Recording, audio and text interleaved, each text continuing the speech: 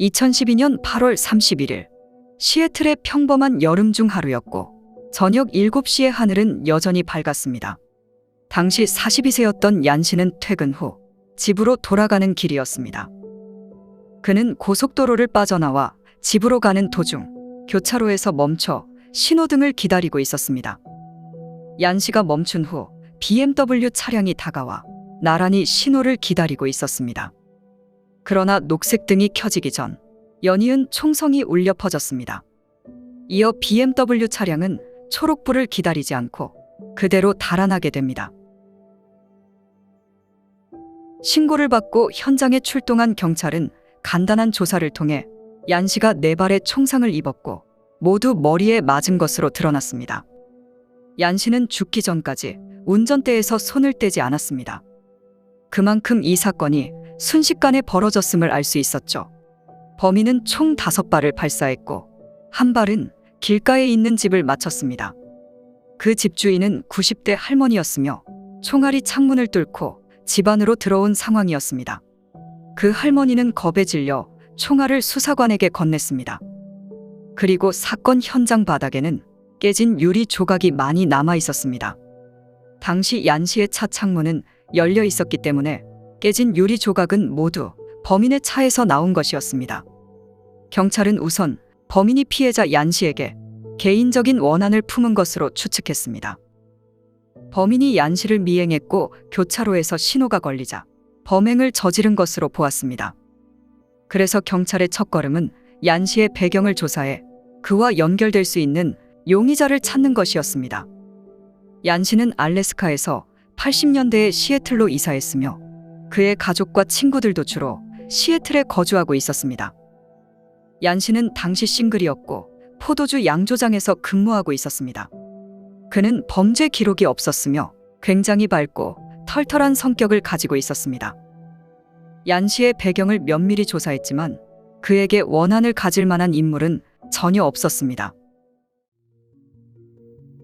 다행히 사건 당시 2명의 목격자가 있었습니다.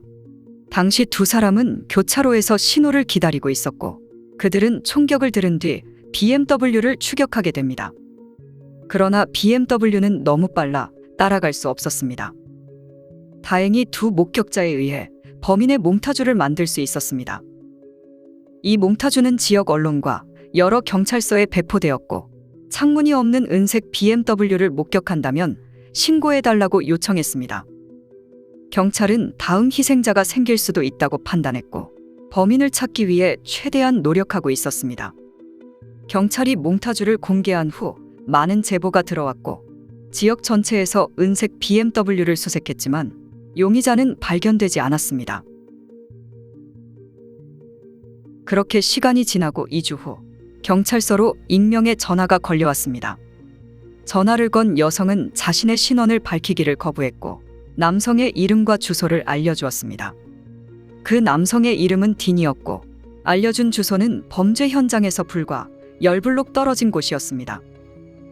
경찰은 딘의 옆모습 사진을 보자마자 범인을 찾았다고 생각했습니다. 그러나 딘의 배경을 알게 되자 경찰은 그가 범인이 아닐 수도 있다고 생각하게 됩니다. 당시 29세의 딘은 한마디로 천재였습니다. 딘은 12살 때 대학에 입학했고 20살 때 정밀로봇 회사를 차렸었죠. 2007년 딘은 한 업계 회의에서 제니퍼라는 여성을 만나게 됩니다. 제니퍼는 치과 의사였고 그녀는 어린 나이에 병원을 개업했었습니다. 2사람은 첫눈에 반했고 1년간의 열애 끝에 결혼까지 하게 되었죠. 딘은 결혼 후에도 자신의 사업을 지속했지만 성과가 없어 수익은 거의 없었습니다. 그래서 딘은 아내 제니퍼에게 의존하고 있었습니다. 제니퍼는 돈을 많이 벌었고 2사람에게는 아이도 없어 여유로운 삶을 살고 있었습니다. 경찰 조사 결과 딘과 얀 씨는 서로를 전혀 알지 못하는 사이였고 우연히 만날 가능성도 높지 않았죠. 경찰은 딘이 BMW를 소유하고 있는지 확인해야 했습니다. 그래서 경찰은 딘의 집에서 멀지 않은 곳에 카메라를 설치하게 됩니다. 그러나 일주일이 지나도록 BMW는 보이지 않았습니다. 다시 세심하게 영상을 검토하던 중 그의 차고에서 은색 스포츠카가 주차된 것을 보게 됩니다. 해당 스포츠카가 BMW인지는 아직 확실하지 않았지만 법원의 압수수색 영장과 체포영장을 신청하기에 충분했습니다. 2012년 9월 21일 딘과 제니퍼가 출근하려고 할 때 경찰은 입구에서 두 사람을 가로막았고 신문을 위해 경찰서로 향했습니다. 경찰은 딘과 제니퍼를 분리했고 각각 다른 조사실에서 신문을 이어나갔습니다. 딘의 표정과 태도는 전혀 불안하지 않았습니다. 딘은 경찰이 준비한 간식을 골라 먹고 커피 몇 잔을 주문했으며 자신의 소중한 시간을 이렇게 허비했다며 하소연했습니다. 딘의 당당한 모습에 경찰은 그가 정말 무고한 사람처럼 느껴졌습니다. 그러나 같은 시각 제니퍼는 다른 조사실에서 신문을 받고 있었고 여유로운 딘과 달리 매우 긴장하고 경직된 모습을 보였습니다. 경찰은 제니퍼에게 이 사건에 대해 알고 있는지 물었고 그녀는 잘 모르겠다고 답했습니다. 동시에 경찰은 딘과 제니퍼의 집을 수색하고 있었습니다. 차고에서 은색 BMW를 발견했지만 차량의 창문은 온전한 상태였습니다. 그리고 휠은 목격자가 말한 반짝이는 은색이 아니라 검은색이었습니다. 수사관들이 차량을 유심히 관찰한 결과 매우 작은 유리 조각이 발견되었습니다. 그로 인해 새 유리로 교체된 것을 알 수 있었죠. 또한 차고에서 페인트 냄새가 났었고 아마도 휠을 검은색으로 도색했기 때문이었을 것입니다. 제니퍼는 신문 과정에서 변호사를 선임하지 않았고 자신의 가방도 수색하도록 허락했습니다. 경찰은 제니퍼의 가방에서 자동차 수리 영수증을 찾아내게 됩니다. 그리고 차를 수리한 곳은 시애틀이 아닌 포틀랜드 지역이었습니다. 경찰은 제니퍼에게 왜 차를 고치러 포틀랜드에 갔냐고 물었습니다. 그녀는 그날 포틀랜드에 놀러 갔다가 점심 식사를 하러 식당으로 향했다고 답했고 식사를 하던 도중 누군가에 의해 차 유리창이 깨져 근처 정비소를 찾아 수리했다고 답했습니다. 그러나 그녀의 가방에서 식당 영수증도 발견되었고 그녀가 식사한 시간은 오후 7시였습니다. 그러니까 제니퍼는 차를 먼저 고치고 식사는 나중에 한 것이었죠. 이들 부부는 부유한 동네에 살고 있었고 제니퍼는 혼자 1년에 25만 달러를 벌었습니다. 그러나 집안은 거의 텅 비어 있었습니다. 침대도 없었고 매트리스가 바닥에 배치되어 있었죠. 마치 미니멀 라이프를 극한까지 끌어올린 배경이었습니다. 부부의 냉장고에는 메모지가 가득 붙어 있었고 메모지에는 일상의 달콤한 말들이 많았지만 한 가지 내용은 특이했습니다. 그 메모에는 라고 적혀 있었습니다. 이 메모를 볼 때 딘이 총에 매우 익숙한 인물이라는 것을 알 수 있었습니다. 이를 증명이라도 하듯 각종 총기가 완비돼 있었죠. 그러나 범행에 사용된 글록 권총은 없었습니다. 여러 증거를 가지고 경찰은 딘과 다시 대면했습니다.